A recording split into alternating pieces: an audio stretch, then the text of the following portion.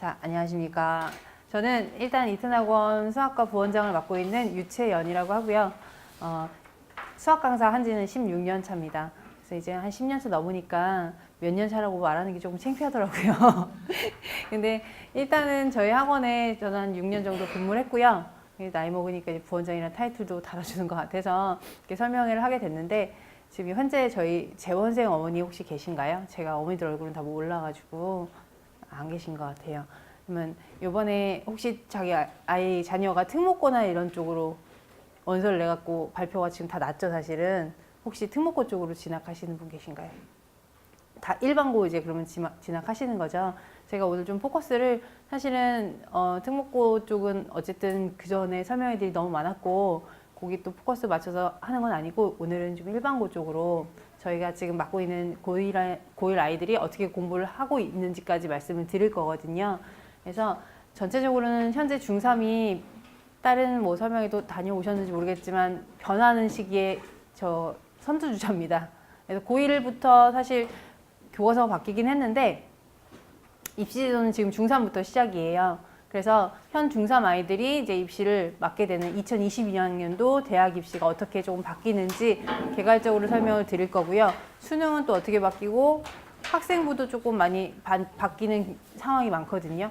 축소되는 상황이 있어서 그걸 조금 더 자세하게 말씀을 드릴 거고, 그래서 내 아이가 어떤 포지션에 있는지 어떻게 좀 생각을 하고 대학을 일단은 가는 게 목표니까, 좋은 대학교를 가는 게 목표니까 어떻게 좀 포커스를 잡아야 될지 좀 해안을 가지고 집에 돌아가시길 바라겠습니다.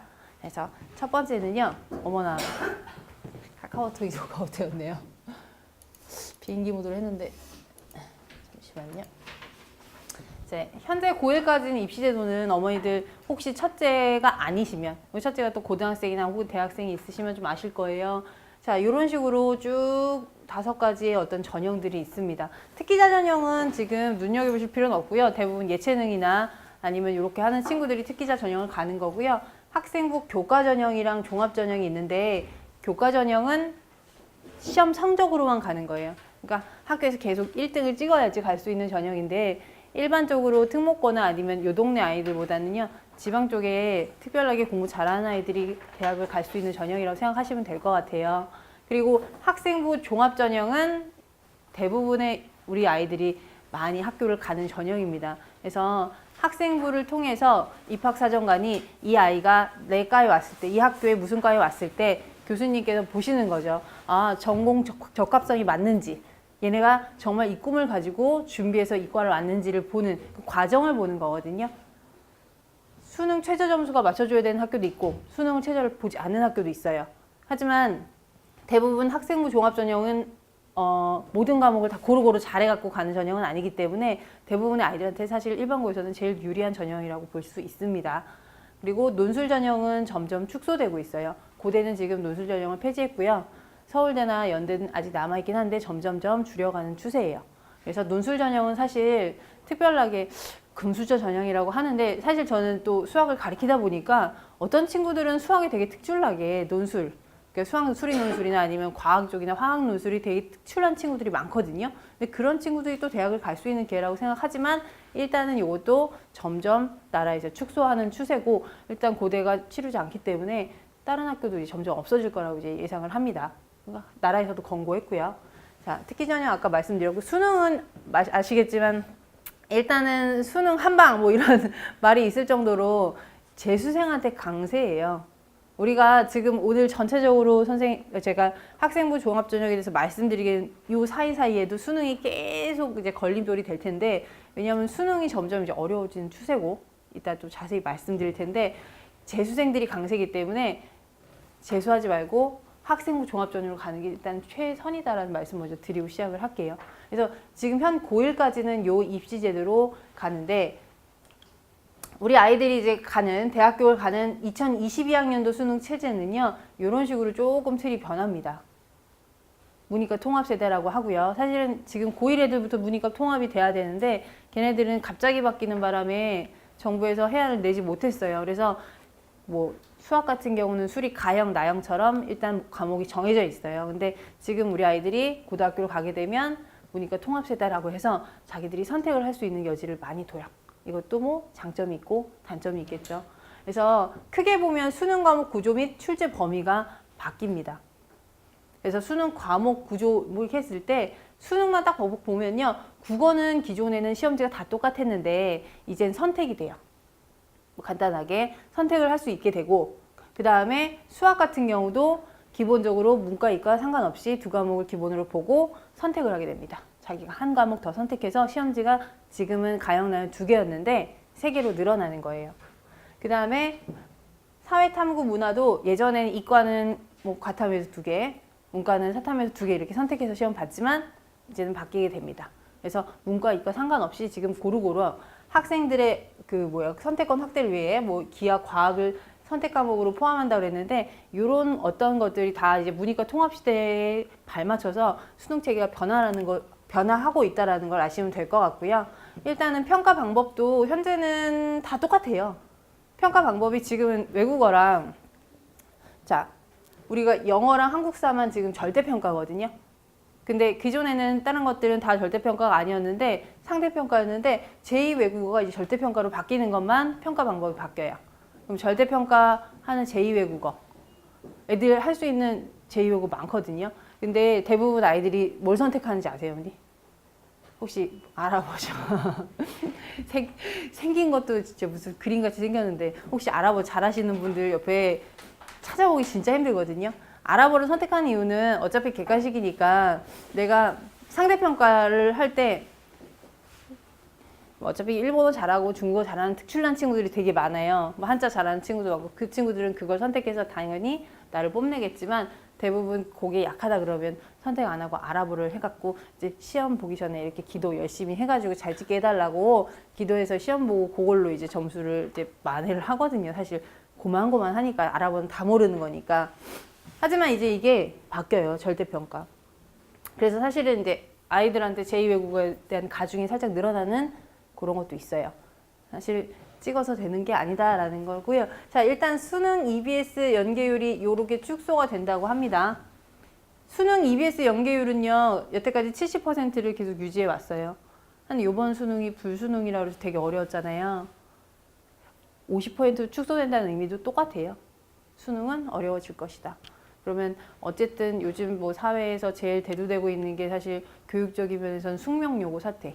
숙명여고만 그러겠느냐. 사실 제가 아는 사람들도 선도고도 있고 대진여고도 있고 선생님이랑 자녀가 다닌 거를 상당히 많이 봤는데 그들은 그런 일이 없었을까 사실 되게 의구심이 들더라고요. 그런 걸 보니까.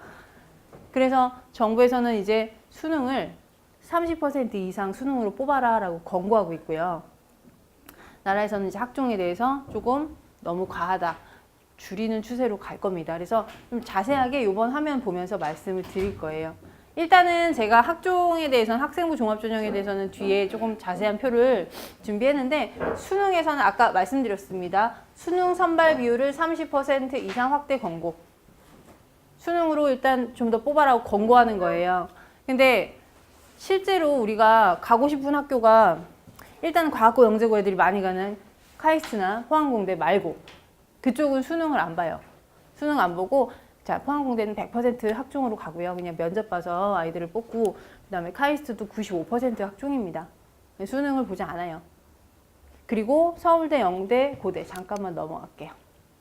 서울대, 연대, 고대 같은 경우에는요. 이번 아이들이 들어가는 게 19년도고 내년엔 이렇게 바뀔 것이다 라는 건데 자 이거 보시면 색깔이 차이가 안 나지만 학생부 종합이고요. 교과 아니고 종합이고요. 이거는 수능입니다. 서울대학교는 대부분 이런 비율인데 수능 비율이 나라에서 권고하는 30%를 훨씬 따라가지 못하죠. 갈 생각도 없어요. 자 그리고 마찬가지 연세대는 그래도 좀 고루고루 이렇게 아이들을 여러 전형으로 뽑는 편인데 일단은 고대 같은 경우는 어때요? 논술 전형이 없어요. 이 노란색이 논술이거든요. 논술 전형을 폐지했습니다. 그리고 여기도 수능 비율 한번 보세요. 얘네들은 수능을 잘 봐서 들어온 아이들을 원하는 게 아니에요. 아까 카이스트나 어쨌든 뭐 포항공대도 말씀드렸지만 이 학교에서는 야 우리 학교에 우리 과에 오기 위해서 얘가 3년 동안 준비한 걸 학종을 보고 싶다라는 거죠. 그럼 수능 잘 본 애들도 똑똑한데 왜 안 뽑을까요, 언니? 자 심각한 얼굴은 이제 그만하시고 왜 안 뽑을까요? 아니 애들이 다 재수를 하는 거예요. 반수를 하고. 의대 치대를 가려고 재수 반수를 하기 때문에 학교에서는 싫죠. 돈 들여갖고 공부 가르쳐 놨는데 이탈률이 너무 심한 거예요. 의치 안으로. 결국 자기 학교 다시 들어가도 자기 학교 의대로 들어오게 되니까 일단은 수능은 참 싫어해요. 그래서 어쨌든 가고 싶은 학교는 점점점 학년이 올라갈수록 좀 많아질 수도 있어요, 언니. 지금은 우리가 이제 서울대, 연대, 고대를 목표로 해갖고 가겠다. 그 다음에 이제 정한되면 서성한이지 이렇게 생각하는데 이 학교들에서 이렇게 뽑는 이유가 있겠죠. 그죠? 그러면 학생부를 잘 준비해서 대학을 준비해야 되겠다는 생각을 우리는 당연히 하게 됩니다. 자, 다시 아까 화면으로 잠깐 가면요. 일단은 수능 선발 비율 30% 권고예요. 꼭 그런 거 아니라 권고. 그럼 너네 30% 이상 하면 좀 우리나라에서 돈도 좀 더 지원해주고 할게. 하지만 주요 대학들은 일단 채울 생각이 많이 없어요. 그리고 수능이 조금 바뀐다고 그랬는데 아까 국어에서 선택 과목이 생긴다고 그랬어요, 언니. 여기서 이제 이과를 갈 친구도 있고 문과를 갈 친구도 있겠죠. 문이과 통합이지만 사실은 대학이 이과 계열의 대학이 있고 문과 계열의 대학이 있기 때문에 사실은 정해져 있어요. 우리가 들어야 되는 과목은 어차피 답정너입니다. 있습니다. 근데 국어도 이제 독서 문학을 기본으로 하고 화법과 작문이나 언어와 매치 둘 중에 하나를 선택하게 하는데 이렇게 국어를 나눠놨을 때 그럼 자기가 좀 잘하는 거 하면 되지. 아이들이 공부하는 게 조금 수월해지겠다 하는 측면도 있어요. 근데 일단은 이렇게 시험지가 나뉘게 되면요. 같은 과에 교수 입장에서 두 명의 학생이 맞는데 둘 다 표준 점수 말고 원점수가 100점인 거예요. 국어를 다 맞았어. 요걸 선택한 친구도 다 맞았고 요걸 선택한 친구 다 맞았습니다. 자, 근데 언어와 매체 시험이 쉽게 나왔어요. 그러면 원점수로 우리가 대학을 가는 게 아니라 표준 점수로 대학을 가는 거거든요. 표준 점수라는 거는 평균을 100으로 봤을 때 시험이 어려우면 표준 점수가 높아져요. 잘 본 애들. 그러니까 똑같이 100점을 맞아도 다 맞아도 어떤 친구들은 표준 점수가 140 얼마가 될 수 있고 이번에 어려워서 어떤 친구는 120밖에 안 될 수도 있다는 얘기죠. 그러면 이걸 선택하냐 이걸 선택하느냐는 약간 운일 수도 있어요. 왜냐하면 지금 아이들이 첫 시험이기 때문에. 우리가 이 선택 과목에서 첫 시험이 아니라 앞에 학년 한 두 학년 정도 시험을 치러가지고 어떤 경향을 본다 그러면 조금 괜찮을 텐데 지금 중3 아이들은 이게 첫 시험이에요.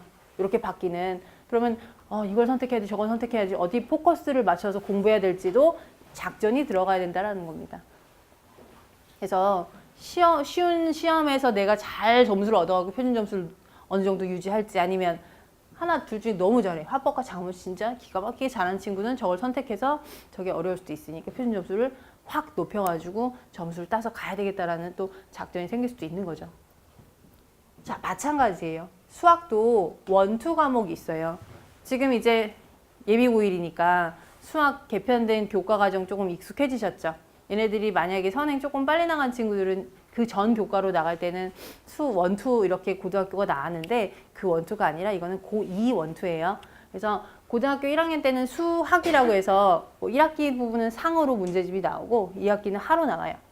그러다가 고등학교 2학년 가면 보통 이과를 간다고 하면 세 과정을 공부하게 됩니다. 그래서 원하고 투하고 기하를 하는 학교가 있어요. 이번에 애들 보니까 고1 애들. 그리고 원하고 투하고 확통을 하는 학교가 있는데 이번 고1은 기존 애들이랑 또 수능 과목이 달라요. 끼인 학년이라 조금 슬퍼요. 저는. 그래서 걔네들은 어쩔 수 없이 기하를 수능에 안 보니까 2학년 때 아예 기하를 쉽게 끝내고 넘어가려는 심산일 수도 있어요. 학교에서. 그래서 뭐 해석여고나 이 동네에서는 거의 없는데 해석여고, 뭐 휘경여고, 노원고 살짝 우리가 잘 이제 해석여고는 사실 되게 요번에 많이 쓴 걸로 알고 있거든요. 근데 다른 학교들은 조금 약간 여기서 떨어진 외곽이죠. 그런 학교들이 일단 2학년 때 기하를 선택을 했어요. 그러면 확통이랑 미적분이랑 이런 거는 3학년 때로 넘어가겠죠. 근데 이것도 마찬가지예요. 원투라는 과목은 고등학교 2학년 1학기 때 일반고에서요. 고등학교 2학년 2학기 때 기본으로 가져가는 과목입니다. 이걸 기본으로 수능을 다 봐요. 근데 확률과 통계 또는 미적분 또는 기하 셋 중에 하나를 자기 선택하는 거예요. 자, 그럼 국어는 시험지가 2개였지만 수학은 시험지가 3개가 되겠죠. 그 3개에서 내가 선택하는데 나는 공대 갈 거야. 나 물리천문 갈 건데 자, 확률과 통계를 선택하는 아이는 없겠죠. 어쨌든 수학 수학이랑 과학, 나중에 이제 과학 선생님 말씀해 주시겠지만 수학이랑 과학은요, 가고 싶은 과가 정해졌으면 들어야 되는 과목도 정해져 있어요. 근데 여기서 혹시 뭐 과중반을 가거나 아이들이 과학 중점반을 가는 아이들은 자, 선택할 필요가 없어요. 다 해야 돼요. 그냥 일반고라고 하셨으니까 제가 일반고 얘기는 이제 얘기만 드릴 건데, 과중반은 커리큘럼 자체가 그냥 자, 물투, 화투부터 시작해서 투 과목 과학도 다 듣고 수학도 다 듣게 되어 있습니다. 거기다가 고급 뭐 수학이나 고급 물리 같은 것도 선택할 수 있으니까 고급 화학이나 그거는 걱정하지 않으셔도 되는데, 내가 만약에 여학교를 갔어요. 물리 2를 들어야 돼요. 근데 물리 2가 개설이 안 될 수도 있겠죠. 개설을 대부분 해주지만 요 근처는 애들이 많아서 그나마 해줘요. 요 노원구는 좀 특혜인데 조금 벗어나면 여학교에서 물리 2가 개설 안 될 수도 있어요.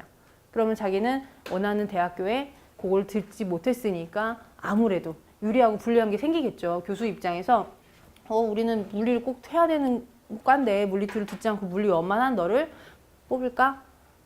당연히 안 뽑습니다. 그래서 학교 선택도 그만큼 사실은 중요한 거거든요. 근데 이미 이제 학교 선택해서 다 냈잖아요, 선택지. 1월 달에 이제 발표가 나면 그 다음에 이제 제가 재학생 어머니들 상대로 이제 그 상담이나 간담회나 할 거거든요. 학교별로 또 특징이 있으니까. 근데 학교 선택도 사실 그만큼 중요하다라는 말씀을 좀 드리는 거예요. 그래서 이제는요, 문과, 이과 상관없이 두 과목을 택하게 됩니다. 그리고 제2외국 아까 아랍어 전형은 이제 찍을 수 없게 절대평가로 바뀌게 되니까 그것도 좀 생각을 해줘야 되겠다. 어쨌든 대부분 학교에서 제2외국은 다 하잖아요. 1어 많이 하고 중국어 많이 하니까 그거 좀 더 열심히 해갖고 준비를 해야 된다라는 거고요. 자, 학생부 종합전형은 요거 이렇게 써 있는데 뒤에 좀 자세하게 제가 좀 펼쳐놨어요. 제일 중요한 거니까 이제 요거는 좀 넘기고요. 자, 체제 관련 뭐 개선, 체제 개편 이런 거는 개선은 뭐 어쨌든 정부에서 발표하고 내년부터 뭐 이렇게 바뀐다라는 내용이에요. 별로 그렇게 크게 중요한 건 아니고요. 자, 지금 동생이 있는 친구들은 현재 6학년부터는 이제 학점제, 고교 학점제가 점점점 시행이 되고요. 혹시 차이가 많이 나는, 저는 초등학교 3학년 자녀가 있거든요. 4학년, 3학년 아들 둘이 있는데 3학년 애들부터는 전면적으로 고급 학점제가 이제 시행이 된다고 합니다. 저도 머리가 아픈 게 4학년이 끝나는 세대, 3학년은 뭔가 시작하는 그런 거에 있어서 어머니들처럼 좀 불안하고 이런 게 있어요. 그 다음 이제 어떤 입시 제도가 바뀔 때 또 딱 우리 아이들이 걸렸더라고요. 그래서 지금부터 학생부 종합전형 공정성 제고에 대한 어떤 개선안이 어떻게 바뀌는지 좀 말씀을 드릴 거예요. 아까 잠깐 보신 자료입니다. 이거 제가 이제 사실은 3개만 했는데요. 서성안으로 내려가면요. 서성안 내려가면 걔네는 고루고루 뽑아요. 이미 30%를 수능 비율로 뽑고 있어요. 근데 강조하고 싶은 건 사실 여기 안 나왔지만 카이스트, 그 다음에 포항공대, 그 다음에 서울대, 연대, 고대가 뭘 좋아한다? 학종을 좋아한다는 걸 좀 강조드리고 싶어서 요 3개 학교만 일단은 표로 만들어서 한번 봤고요. 자, 대입이 고유에 미친 영향. 이 표는 사실 올해 표는 아니고요. 17년도 입학자 표예요. 17년도 입학자에서 요거는 서성안까지 다 같이 들어간 표입니다. 그래서 표에서 뭘 보시면 되냐면요. 우리가 대부분 여기서는 지금 일반고 진학하는 학부모님들 오셨기 때문에 일반고는요. 학생부 종합 비율이 31.5%라는 거예요. 그러니까 일반고 들어간 애들 100명으로 봤을 때 31명이 학종으로 들어왔다는 거거든요. 주요 대학이에요. 서성안 말고 외대랑 경희대랑 외대, 경희대 더 들어간 학교 8개 정도 학교에 지금 표인데, 여기서 봐야 되는 게 자사고는 학생부 종합으로 들어간 비율이 작고요. 수능 비율이 되게 커요. 47%. 자사고 애들은 사실 여기 자사고, 제가 중등 설명할 때는 자사고 커리큘럼 다 보여드리면서 왜 자사고 애들이 수능 비율이 높은지 말씀을 드렸는데, 우리 경쟁 상대는 사실 우리 학교 아이들도 되지만 같이 수능을 보는 자사고 애들도 경쟁 상대가 되거든요. 자사고 애들은 고2 때 이미 일반고에서 고3까지 배워야 될 게 다 끝나요. 근데 특목고 애들이랑 자사고 애들은 그러면 걔네는 고3 때 수능 공부에 좀 더 매진할 수 있고 좀 고급 수학이나 고급 과학 이런 걸 배우면서 대학 가서 할 걸 미리미리 이렇게 익히는 경향이 있어요. 그래서 학종으로는 둘째치고 수능으로 유리할 수밖에 없는 게, 일단은 걔네는 고3 때 수능 공부를 미친 듯이 시킨다라는 거죠. 시간을 많이 번다. 자, 근데 우리는 어쨌든 여기 어머니 대부분이 일반고 진학이기 때문에 학생부 종합을 눈여겨보셔야 되고요. 자, 수능 비율도 높네라고 하시지만 저 수능은 뭘까요? 재수생들. 아유, 그쵸. 저기 반 이상이 재수생이에요. 그래서 우리가 수능 한 방으로 대학 가는 거는 조금 아, 중간고사 좀 망쳐가지고 1학년 때부터 이런 선생님 전 정시예요 이런 애들이 있거든요. 내신 안 나오면 정시도 안 나오는데 그래서 일단은 저 수능 비율 30.6%는 그 학교에 있는 재수생, 삼수생들이 엄청 섞여 있으니까 현혹되지 마시고 학생부를 우리는 일단은 준비를 해야 된다는 걸 강조하는 겁니다. 논술은 줄어들고 있어요. 아까 뭐 살짝 말씀 안 드렸는데 논술이 줄면요 학종이 늘어날까요? 이제 서성이 아니라 서울대, 연대, 고대에서 논술 비율 이제 줄이잖아요. 고대는 없어졌고 그러면 수능 비율을 아마 정부에서 권고한 대로 맞출 거예요. 학생부는 거의 그 정도의 퍼센트, 아까 말씀드렸듯이 이 정도의 퍼센트를 계속 유지할 것이다라는 게 예측입니다. 자, 그러면 이제 바뀌는 학교생활 기록부가 어떻게 바뀌는지, 그래서 우리한테 유리하고 불리한 게 뭔지 좀 따지고 가셔야 돼요, 어머니. 그래서 현재 고1까지는 일단은 이런 인적사항, 학생 정보, 가족사항 이런 특기사항 다 기재했어요. 전체적으로는 축소예요. 축소되는 분위기입니다. 왜냐하면 아이들이 너무 과중하다. 이것도 깜깜이 전형이라서 아이들이 이거 비리도 많고 그렇다, 과중하다 그래서 정부에서는 줄이는 추세니까 어떻게 줄이고 어떤 걸 과하게 하지 말아야 될지 좀 보셔야 돼요. 그리고 학적 상황, 졸업 연월일 뭐 이런 것들 합격 정보 다 지금 기재를 했었는데 이제 현 중3부터는 이렇게 바뀝니다. 인적 상황, 학적 상황 간단히 해서 그냥 통합을 시켜버렸어요. 뭐 이건 그닥 중요한 것 같진 않아요. 여기 혹시 서울대 뭐 교수님의 자녀분이 있고 막 이렇게 비리 입학할 일이 없다면 굳이 이거는 그렇게 중요한 것 같지 않고요. 학부모 정보도 역시 삭제를 했습니다. 자, 그 다음에 현 고1까지는 수상명 등급 수상 연월일, 여기서부터 중요한 상황이 나오는데요. 이런 거 다 기재했거든요. 저 수상은 교내예요. 교내 대회에서 아이들이 되게 많아요. 요 근처 학교들은 교내 대회를 상당히 많이 준비하고 아이들 많이 시키는데 다 나가고 상을 다 받으면 받은 대로 다 쓸 수 있어요. 학생부에 다 기록이 되거든요. 근데 뭐 이런 것도 수여 기관명, 첨가대 상민 인원 몇 명이 갔는데 몇 명이 됐고, 그러니까 디테일을 했는데 이제 현 중3부터는 수상 경력 한 학기당 1개예요.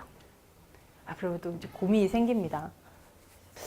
영어, 수학 다 잘하고 내 논술도 잘하고 모두 잘하고 다 하고 솔직히 잘하면 여기저기 나가고 싶잖아요. 여자아이들이 또 그런 경우 많거든요. 욕심이 엄청 많아가지고 다 나가가지고 이거를 상 이상도 받고 저상도 받고 내가 다 기록해야 되는데 하나만 기재하라고 그러면 하나만 나가겠죠. 아니에요. 다 나갈 거야 아마. 제가 보기엔 그래요. 여자애들이. 근데 걔네들 입장에서는 그럼 한 개만 기재되는 거에 상당히 억울할 수 있다는 거죠. 억울할 수 있습니다. 왜냐면 서울대, 연대, 고대는 계속 지금 학종으로 사람들을 뽑으려고 하는데 학종에서 내가 보여주고 펼칠 수 있는 게 줄어드는 거거든요. 사실은 상위권 아이들 입장에서는 억울할 수 있다는 거죠. 그리고 학종은 원래 6학기지만 1학기 때 다 끝나기 때문에 5개까지만 그러면 기재가 되는 거예요. 그래서 한 학기당 수상 경력은 딱 하나밖에 못 제출하게 되어 있습니다. 일단 그리고요. 현 고1까지는 재입 자료로 생기부 자격증이나 진로 희망사항 등을 쓰는 거를 이제 대입 자료로 다 제공을 했어요. 자격증 내가 뭘 땄고 못 땄고. 근데 여기는 자격증 대입 자료 미제공이 되고 있고요. 자, 진로 희망 항목 삭제라는 게 뭐냐면요. 진로 희망 사유를 계속 입력을 해서 사실은 그게 생기부에 다 올라갔는데 요 항목이 삭제됐어요. 그렇다고 내가 희망하는 진로나 이런 걸 아예 안 쓰는 건 아닌데 그건 세부 특기사항이나 이런데 자세하게는 아니고 그냥 같이 껴서, 그러니까 어떤 항목들을 되게 많이 줄였다고 보시면 돼요. 선생님 입장에서는 되게 괜찮을 것 같고 학생 입장에서도 상당히 수월하죠. 수월해지는 측면도 있어요. 근데 또 조금 이따 말씀드리겠지만 반대되는 측면도 있습니다. 자, 다음 거는요. 동아리 활동 및 자율동아리인데 이게 아이들이 자율동아리 막 하면 2개씩 하고 막 이랬거든요. 선생님 입장에서는 동아리 때문에 그렇게 학원을 빠져요, 애들이. 한번 학원 오면 애들 공부하는 시간이 4-5시간인데 고등학생들이 빠지게 되면 저도 나중에 감당이 안 되잖아요. 아이들 시켜야 될 건 있으니까 제 입장에서 상당히 좋아요. 그래서 자율동아리는 이제 1개로 제한합니다. 할 수는 있는데요. 펼치지 말라. 그러니까 여기서는 어쨌든 생활기록부에 올리는 거거든요. 올리는 거죠. 너 하고 싶으면 하는데 1개로 제한해서 여기다 올려갖고 그거를 이용해서 이제 자기 어떤 진로사항이나 이런 거에 대한 세부 특기사항을 쓰는 거죠. 자, 소논문 교과 세팅란 기재 얘기했는데요. 지금 고1 애들 기말고사 공부하면서 다음 주에요. 다음 주에 기말고사인데 아유 소논문 때문에 죽으려고 해요. 사실 소논문 써갖고 제출하라고 학교에서는 계속 닥달이니까. 근데 소논문 기재 금지. 그래서 제가 애들한테 이랬어요. 야, 어떡하냐. 중3 애들부터는 소논문 기재 금지야. 그랬더니 막 고1이도 얼마나 억울하겠어요. 지금 껴갖고 막 이러더라고요. 어저께. 그래서 소논문은 일단 기재 금지되어 있고요. 일단 이런 활동들, 실적, 봉사 실적 특기사항 기재 사항을 자세하게 예전엔 되어 있었는데 이제는 미기재로 됩니다. 진로 희망 분야 대입 미제공입니다. 자, 그리고 이런 기재사항의 분량을 3,000자에서 1,700자로 축소를 했어요. 되게 라이트해지니까 애들 입장에서는 사실 공부도 중요한데 이런 게 상당히 중요했거든요. 학생 기록부.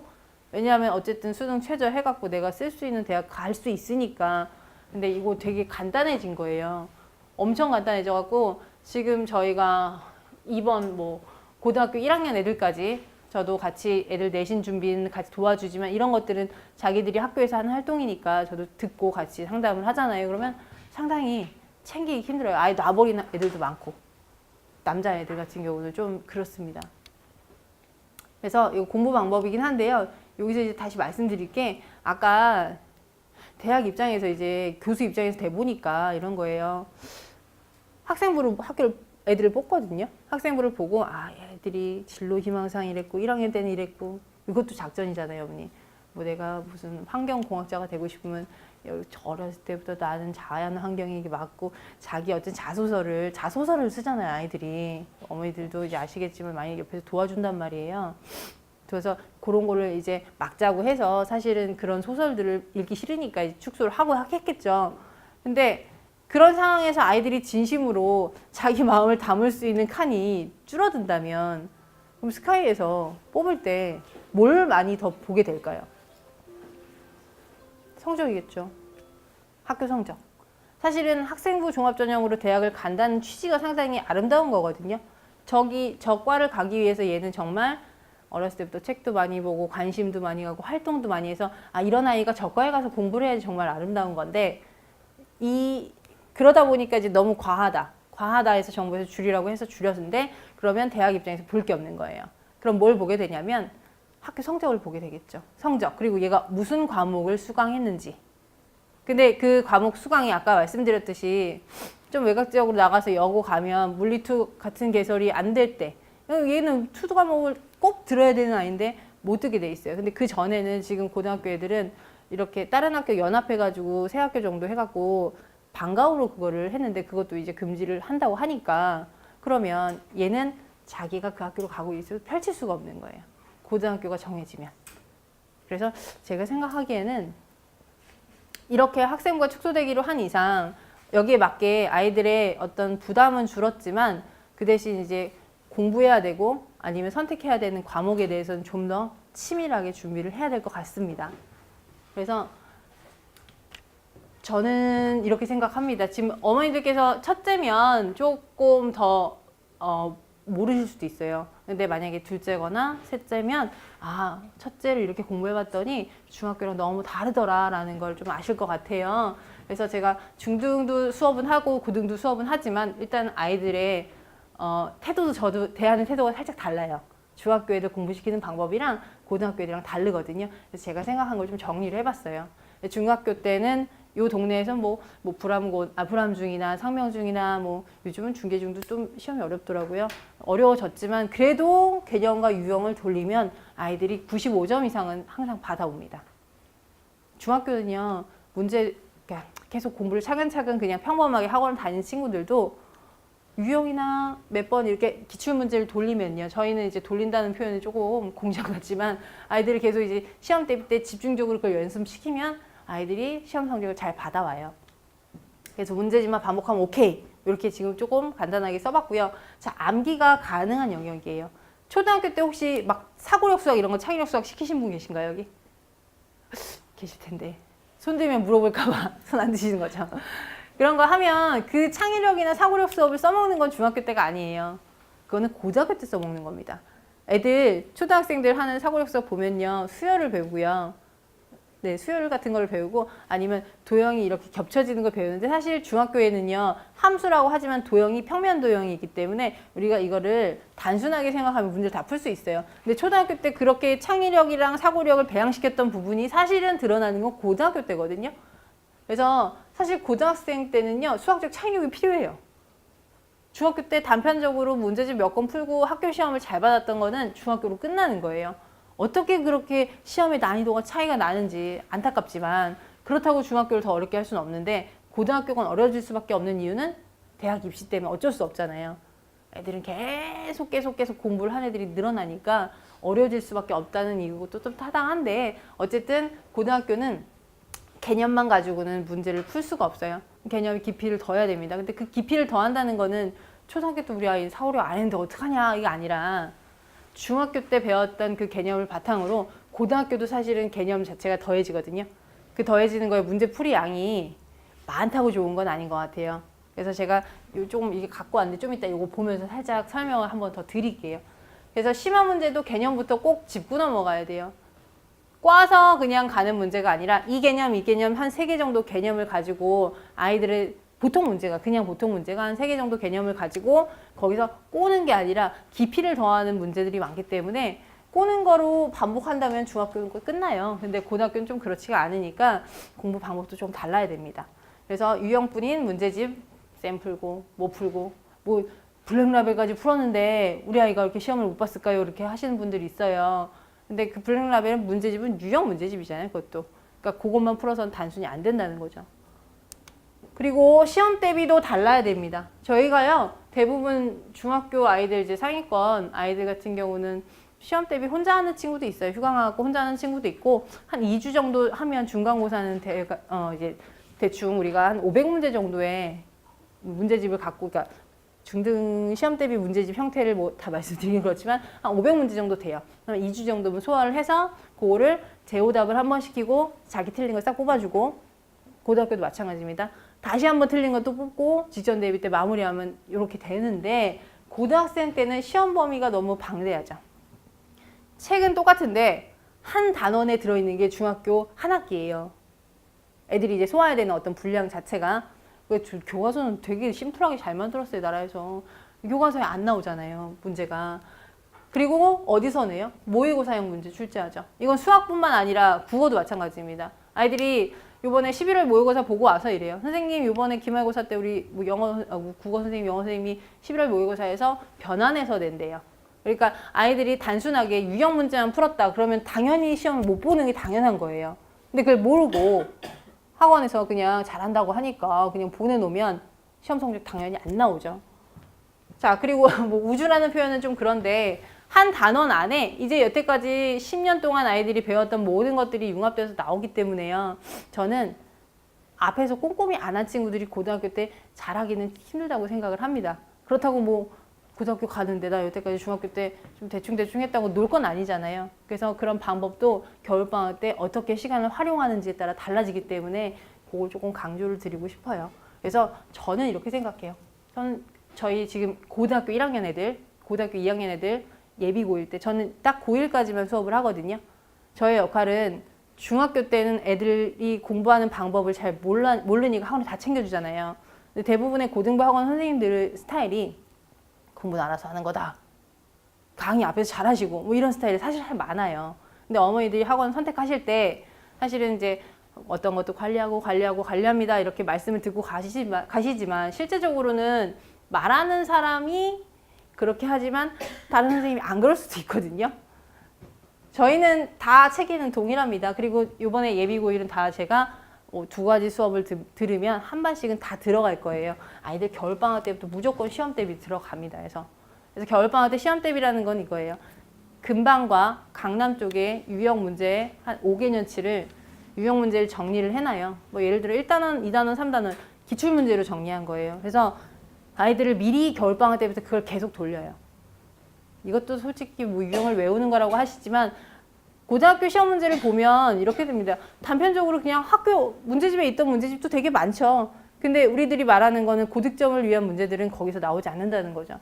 그래서 모의고사 2점짜리는 사실 안 풀리고요. 3점짜리 겨울방학 때 싹 돌리고 기출문제 하중, 너무 쉬운 건 또 빼고 하중에서 중상 정도까지는 제일 잘하는 반은 그냥 처음부터 다 풀려요.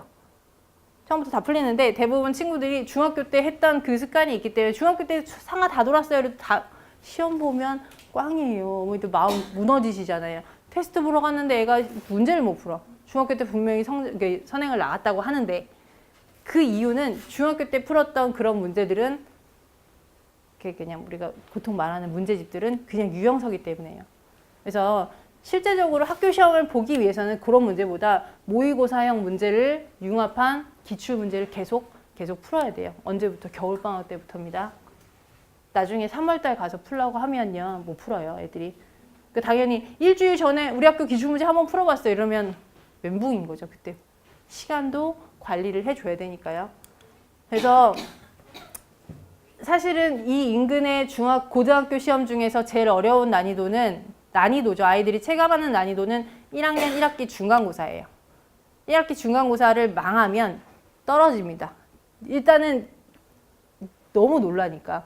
왜냐면 중학교 때는 그래도 80점, 85점 이상을 받았었는데 막 50점, 60점 받아버리면 애들이 이제 멘붕이 오거든요, 사실. 근데 그거는 기출문제를 충분히 미리 연습하고 들어가지 않았기 때문이라고 생각을 합니다. 그래서 저는 사실 중학교 애들 가르칠 때 고2까지 다 해갖고 보내야 된다고 계속 말씀을 드려요. 초등 엄마들한테도 말씀드리고 중학교 예비중 엄마들한테도 이제 설명할 때 말씀드리는데 지금 이제 현실이니까 선행은 겨울방학 때는 같이 나가주시는데요. 지금부터 심화 현행하셔야 돼요. 나 여태까지 상 한 2번, 3번 봤다고 상 놓으면 안 돼요. 상을요. 1학기 때 시험을 잘 봐놓은 아이들이 그대로 쭉 가는 경향이 있어요. 저희가 보니까 1학기 중간고사, 기말고사를 딱 잘 보면 지금 제가 오늘 샘플로 갖고 온 학생은 지금 불암 중에서 90점 계속 왔다 갔다 하던 친구거든요. 남자 학생 일부러 갖고 왔어요. 여자애들은 다 잘하니까 대부분. 근데 이 친구가 서라벌을 갔는데 수학적인 머리 있었는데 노력을 하진 않았어요. 그래서 겨울방학 때 야, 한번 그래도 믿고 좀 해보자. 선생님 믿고 한번 해보자 했을 때 얘가 지금 서라벌에서 등급이 1등급 안에 수학은 항상 들어오고 암기 과목 때문에 살짝 2등급 밀렸다 이렇게 들어오는 상태인데 이 친구가 저한테 얘기를 하기를 겨울방학 때 이렇게 계속 기출을 돌리지 않았으면 자기는 나중에 멘붕이 왔을 것 같다라는 얘기를 하더라고요. 남자인데. 그래서 무조건 겨울방학 때는요. 선행을 같이 하나 나가더라도 수학상 하셔야 돼요. 많이 돌았다고 해도 꼭 하셔야 되고 자, 저희는 오답 관리. 좀 이따 곽 선생님도 비슷한 말씀 하실 것 같은데 아이들이 기억력이 떨어지거든요. 그래서 오답 관리를 조금 철저하게 합니다. 철저하게 오답 노트를 쓰라고 하면 사실 할 것도 더럽게 많기 때문에 애들이 힘들어요. 그럼 고등학교 1학년 애들은 아직 내가 어떻게 공부해야 될지 완전히 잡히지 않은 애들이 있을 수 있거든요. 저는 일반고 가는 친구들 이렇게 수업했을 때 좀 그런 느낌을 많이 받는데 그러면 오답 관리를 시켜주셔야 됩니다. 근데 엄마가 시켜주는 것도 아니고 스스로 하기 힘들어요. 학원도 많은데 저희가 시켜줍니다. 그래서 여기 이제 기출문제 제가 이제 저희 중간고사 대비 문제집이에요. 겨울방학 때 모의고사까지 다 모아놓은 거. 이거는 그냥 기출문제랑 유형별 문제 정리해 놓은 건데 요걸 풀면서 요거만 나가는 건 아니고 모의고사 3점짜리 나가고 4점짜리 나가고 그 다음에 아이들이 교재로 쓰는 거는 자이스토리 블랙라벨을 대부분 쓰긴 하거든요. 저희도. 근데 격타 문제집들 있죠. 심화 문제집들. 일품. 그리고 어머니들 모르시는 문제집들이 있어요. 논술, 수리논술 나오는 문제집인데요. 거기서 대진고 문제들이 종종 나오긴 하거든요. 네, 이건 안 돼. 이건 유튜브 올리면 안 돼, 이거. 그래서 요 정도의 애들이 분량을 시험 교재랑 같이 소화를 해요. 그럼 여기 보면 제가 수능 다지기라서 수능 문제 유형 변형된 거, 다른 뭐 심화 문제 나온 거 이런 것들 다 모아서 애들이 풀린 다음에 제가 싹 걷어요. 그 다음에 여기가 이렇게 됩니다. 자기가 틀린 거예요. 근데 여기서 틀린 것만 요만큼 있는 건 아니고요. 자이라는 교재랑 블랙라벨 교재 풀었잖아요. 거기 틀린 거 개별적으로 다 뽑아줍니다. 이거 선생님 언제 다 뽑고 있어? 매크로라는 프로그램이 있잖아요. 저희가 그런 걸 써가지고 아이들 개별적으로 다 뽑아주기 때문에 아이들은 정작 자기 시험 보기 전날은 여기서 틀린 거랑 다시 이걸 주긴 해요. 다시 한번 보게 하자. 왜냐하면 맞은 것도 저희가 아리까리한 게 있잖아요. 그러면 자기가 시험 보기 전날 자기는 자기 어떤 요점 노트, 자기 틀린 거 집약체만 받게 되거든요. 그러면 그거 한 5시간, 6시간 정리하고 시험을 보게 됩니다. 그래서 오답 관리라는 거요. 고등학교 2학년 가면 1학년 때 계속 이렇게 시키잖아요. 그럼 2학년 때 가면 2학년 선생님들 다 그렇게 해주시진 않지만 자기가 스스로 그거의 이점을 알아요. 아, 이렇게 공부하니까 괜찮더라. 그러면 스스로 자기 걸 관리하게 됩니다. 근데 지금 제가 2학기가 되니까 이제 2학기 때는 대부분 등급 좋은 애들은 자기가 다 알아서 자기 걸 챙겨요. 근데 아닌 친구들도 있고 남자애들이 조금 챙기기 힘들잖아요. 그럼 선생님이 고등학교 1학년 때까지는 이렇게 꼭 해줘야 돼요. 제 생각에는 안 챙기면 새어나가는 놈이 꼭 있어요. 그래서 오답 관리는 좀 철저하게 하자는 게 저희 학원의 이제 저희 예비고1의 모토고요. 그 다음에 직관력과 창의력도 정확한 개념부터 이렇게 했는데 직관력이라는 건 사실 찍히죠. 아이들이 이렇게 문제 봤을 때 축축축 해갖고 빨리 풀어내야 되거든요. 중학교 때 시간이 빠듯했던 친구들은 고등학교 가면 더 빠듯할 거예요. 시간이 모자라서 뒤에 서술형을 못 풉니다. 그래서 직관력도 계속적으로 심어줘야 돼요. 그러면 문제집이나 답지에 나와 있는 풀이를 쭉 풀면서 그대로 해라가 아니라 선생님 해안이 있어야 되잖아요. 사실은 객관식형 문제야. 선생님이 딱 봐도 이거 객관식밖에 절대 안 나오는 문제인데 이건 이론적으로 이런 거야. 설명은 해주지만 중간중간 이렇게 직관력으로 풀 수 있는 소스도 아이들한테 줄 수 있어야 되니까 아이들한테 직관력을 키워줄 수 있는 것도 상당히 중요하다고 생각하고요. 요거는 제 자랑입니다. 저는 무조건 정보랑 자료가 있는 곳에 길이 있다고 생각합니다. 아이들이 스스로 태어날 때부터 수학 잘하는 애들이 있어요. 그러면 그런 애들은 사실 문제집 몇 건 이렇게 풀으면 자기가 창의력과 이 어떤 직관력에 대한 조합이 막 생겨요. 무슨 어벤져스처럼 그런 애들이 있는데 대부분의 아이들이 안 그러거든요. 그래서 정보랑 자료가 있는 곳에 그 아이의 사실은 길이 있는 게 아니라 점수가 있다고 생각하고요. 그런 것들을 저희는 디테일이라고 표현하고 싶습니다. 그래서 이번에 예비고1 아이들은요. 겨울방학 때부터 시험 대비 시작하고요. 철저한 숙제 관리, 숙제 안 하면 밤을 새서라도 사실 잡아놓는 건 좀 불법이니까 아이들 겨울방학이니까 시간 활용해서 충분히 어머니들한테 피드백이 갈 거예요. 학부모와 소통이라는 거는 카톡 관리를 하고 있는데 혹시 저희 과학이라도 수강하시는 분 안 계신가요? 저희가 사실 카톡으로 학원 이튼 수학이랑 이튼 과학에서 어머니들한테 애들 테스트 보는 거 시험지 찍어가지고 어머니들을 이제 아이가 우리 땡땡이가 이번 주에 이렇게 공부했고요. 이게 좀 모자르는데 이걸 보강해야 될 것 같습니다. 혹은 너무 피곤해 보여요. 오늘 자더라고요. 그래서 몇 대 때렸어요. 때리진 않습니다. 근데 이렇게 피드백이 조금 가면 어머니들도 사실 집에서 잘 얘기 안 하잖아요. 미주알 고주알 얘기하는 애들이 별로 없죠. 조금 되게 걱정되시는데 그리고 내 아이가 진짜 잘하고 있나. 중간고사까지 공부하는 거야 마는 거야 답답한 게 많이 해소되실 거라고 생각을 하고요. 그래서 이런 것들은 저는 되게 중요하다고 생각을 합니다. 그리고 아까 말씀드렸듯이 이게 누적 오답 관리거든요. 제가 항상 강조하고 있는 거. 저 들어가는 수업뿐만 아니라 저희 예비고1 선생님들이 다 똑같은 교재를 쓰면서 시스템 관리하기 때문에 누적 오답 관리로 빈틈이 없이 일단 준비를 시킬 거고요.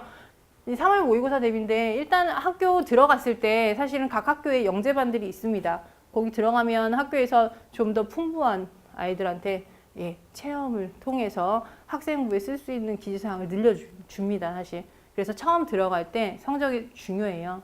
근데 어떤 학교는 이제 중학교 성적이랑 자기 나름대로의 이제 시험으로 뽑는 학교가 있고 3월 모의고사를 활용해서 같이 내신, 중학교 내신이랑 하는 학교도 있어요. 그래서 요 3월 모의고사 대비는 애들 방학하면 1월 때부터 계속 모의고사 풀리면서 다시 한번 복습해야 되고 특히 중학교 3학년 말에 애들 원단원 수학 안 본 학교 되게 많거든요. 근데 고단원이 사실은 고등학교 가서 직접적으로 연결이 되는 단원이고 모의고사도 많이 나와요. 중3 거라서. 그래서 그런 부분 챙겨가지고 애들 시험 공부할 수 있게 대비를 시키려고 합니다.